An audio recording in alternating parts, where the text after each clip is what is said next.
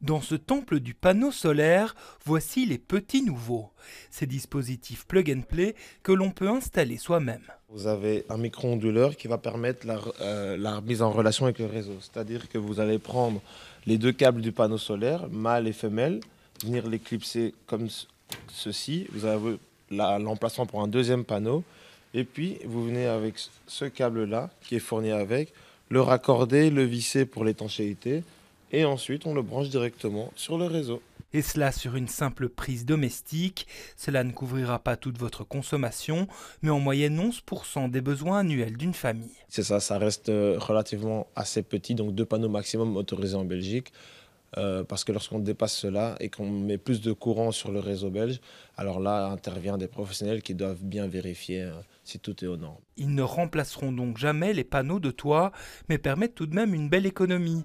Par panneau, de 115 à 120 € par an selon Testachat, qui les voit plutôt d'un bon œil. Ils sont avantageux pour les personnes qui ne disposent pas de toiture, comme les locataires qui peuvent les installer sur leur balcon par exemple, ou pour les personnes qui n'ont pas un budget initial important qui est nécessaire pour une installation classique. Puisqu'il ne faut compter ici que 500 € environ pour 2 panneaux.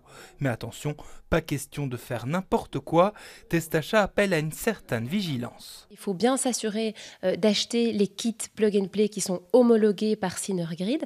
Il faut faire très attention à la sécurité électrique, donc vraiment vérifier que son installation électrique est conforme et sécurisée pour accueillir ce type de panneau.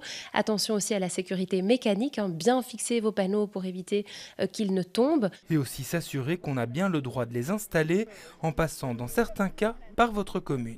Sur les façades, sur une terrasse visible, bref, donc vraiment tout ce qui se voit depuis la rue nécessite en effet un permis. Donc ça c'est une première chose. Et par ailleurs, dans tous les cas, il faut aussi le signaler au préalable à Sibelga pour demander un compteur aussi smart.